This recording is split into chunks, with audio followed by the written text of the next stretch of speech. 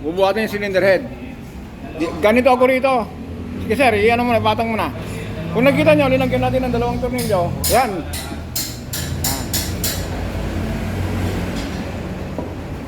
Galing mo sir Renz ha. O diba, walang kahirap-hirap. Ano, tama na? Yan. Yan. Yan si Sir Renz. Ano sir? Ayun o, ngiti-ngiti lang siya o. Tignan niya o. Baka bago-bago niya rito. Pinatira ko makina. Kaya sabi ko, sana yung mga dati nating kasama, alam ko, matatalino itong mga to eh. Itong mga tinuro ko sa inyo dati, sana bigyan naman ako ng tip kung paano maglinis ng, ng mga intake, EGR. Yan. Ano sir, lagay mo na yung mga tornilyo dyan. Dali na sir ha. May tinatawag dyan na wet and dry. Lagyan natin ng basa. Lagyan mo ng langis. Ayan, mamaya makita-kita tayo niyan ngayon. Yung cylinder head bolt. Pansinin nyo ba, linagyan ko ng guide to. Kita nyo tong guide na yan. Ayan. Para hindi na tayo mangula-hula. Ayan, ang gagawin ni Sir Renz. Lagyan natin ng langis ng Ayan. Ganito na lang sir. Lagay mo siya ng lagayan sa takip sa kami sausaw. Yan. Yan yung cylinder head bolt oh. So, nag-check up na siya ng ng cam follower. Ayun yung hawak ng magnet oh, nagsalpak na siya. Ano mga sir Renz? Yung anong ginawa mo diyan? Yung hawak-hawak mo? Magnet. Yung magnet niya oh, ganito niya lang oh. Yun oh, ginawa niya oh. Naglalaro lang. Bilib ako dito eh kanina. Pinag-equip ko lang ng cylinder head bolt. Naipasok na yung yung cylinder head at yung makina nakasalpak na.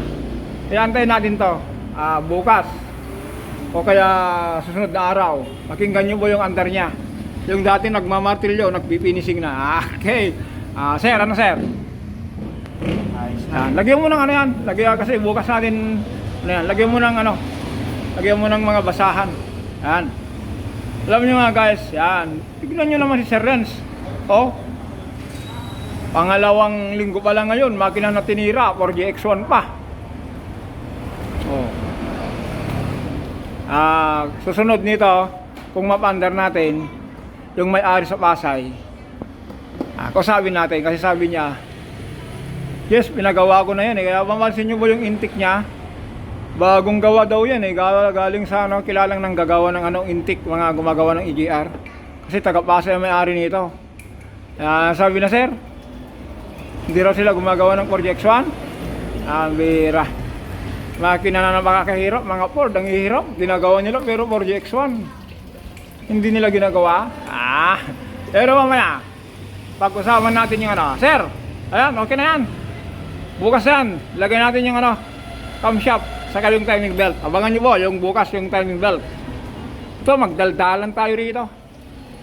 Yan. Ngayon, meron tayong pag-usapan. Ito.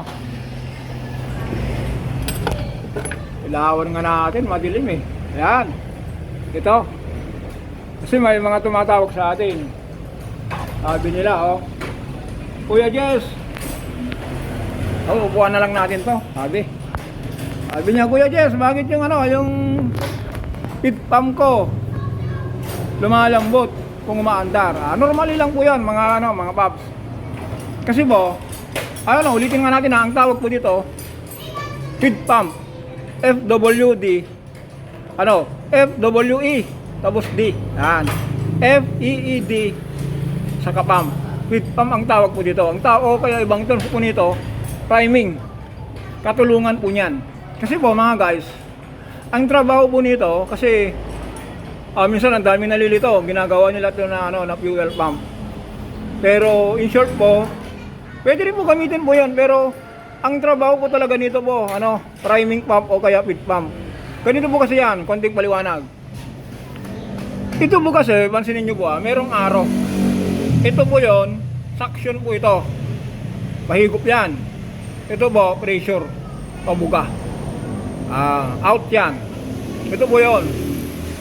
Kung nagpalit po kayo ng ilawan natin ito, madilim Lawan natin, madilim. Madilim. Yan, yan, okay na.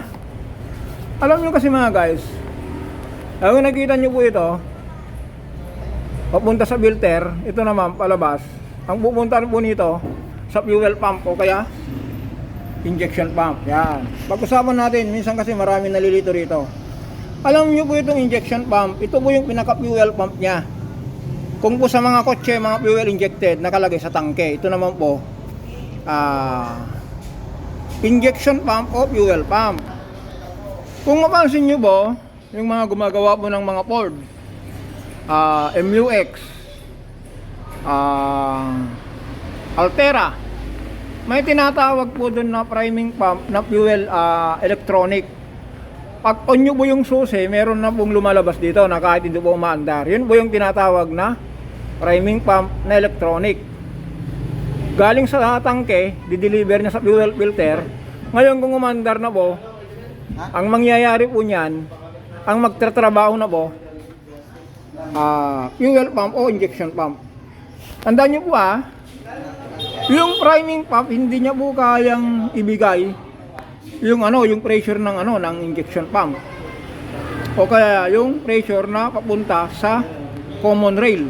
Ano lang po yun, katulungan niya lang po yun para po magkaroon po ng ng deposit. Yan. Ngayon po, dito tayo sa manual. Kasi po, minsan, may mga tumatawag sa akin, o kaya nasa tindahan pa tayo. Bigyan, kuya, sa ngayon po, sa mechanic tayo, sabi niya sa akin, Kuya Jess, bakit yung yung pit pump ko? Ulitin natin pit pump, hindi fuel pump. Kasi ang pinaka-fuel pump po nito, ito, injection pump. Kasi po, habang umaandar po ito, waiting lang po yung niyan. Meron po kasing tinatawag dito po na na one way pump o one way clutch parang ganon. Kasi po ang trabaho po nito, ito po diaphragm po ito.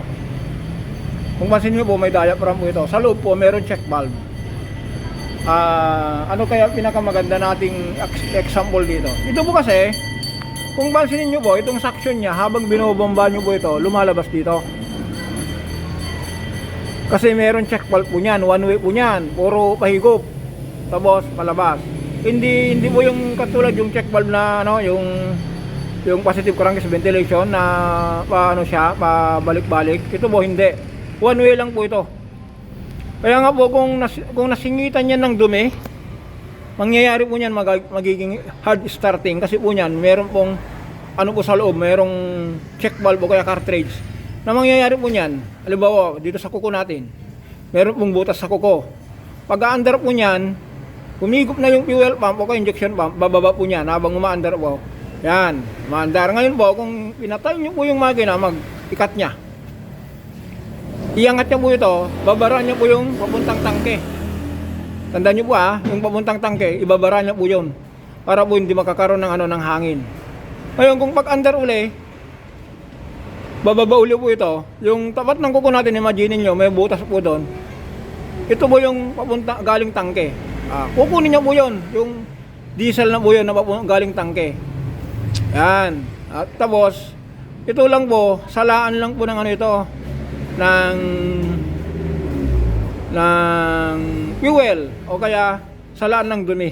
Kasi po minsan may nagsasabi, mahina kasi yung fuel pump ko kaya ayaw mandar. Hindi po. Wala akong kinalaman sa po yan, ayaw mandar. Kakaroon lang po ito ng problema kung may hangin. Yan, kung halimbawa mo nakaroon po ng itong binabanggit natin check valve, pagpatay ng makina nakanganga. Ang gravity po ng fuel, dahil mas mataas po itong pit pump kaysa dun sa tangke niya, yung naimbak po dito, higupin po pabalik sa tangke. Kaya pagdating po ng umaga, pag start po, walang pundo, magiging hard starting siya dahil kailangan niya muna punin ito bago mandar. Yan, nakuha natin yung nakuha po natin yung punto. Yan ang sinasabi ko rito Kaya pagdating ng ng araw, mga ilang araw po siguro. Kasi ito ang hirap for GX1. Si Sir Renz ang pinatira natin dito. Pero kailangan natin ng alalay. Explain po natin yan. Ayan, ulitin po natin ang tawag po dito po, hindi po priming pump o kaya heat pump. Ang trabaho niya po nito, salaan lang po ng ng dumi. Pero meron siyang check valve. Halimbawa po, nagpalit ka ng filter, ibumba nyo lang po siya. Kung matigas na, i-bleed nyo. Ganun lang po yan. Tapos kung umandar po sa umaga, na malambot, halimbawa sa umaga, malambot na malambot. Ibig sabihin po, may dalawa lang pong problema po yan. Pwede yung ano niya po, yung diaphragm niya, singaw na, o kaya yung check valve niya po, may nakakalang, o kaya madumi. Gagawin nyo na lang po, dalhin nyo po sa ano, sa mga trusted yung mga mekaniko, ipalinis nyo lang po yan. Meron pong ano yan, marami pong, kung YouTube nyo po, marami pong gumagawa po ng ganyan. Pero ang tawag po nito po, feed pump o kaya priming pump. Hindi po, ang totally po kasing tawag kasi sa fuel pump kasi, kung sinabing pump, fuel pump, tuwing umandar na po niyan, nagbubomba na po ito. Hindi, ang trabaho po nito, feed pump po siya, priming, para po kukunin niya lang po yung diesel sa ano, sa tangke kung nagpalit po tayo ng fuel filter. Okay, yun lang po, hanggang dito na lang po tayo.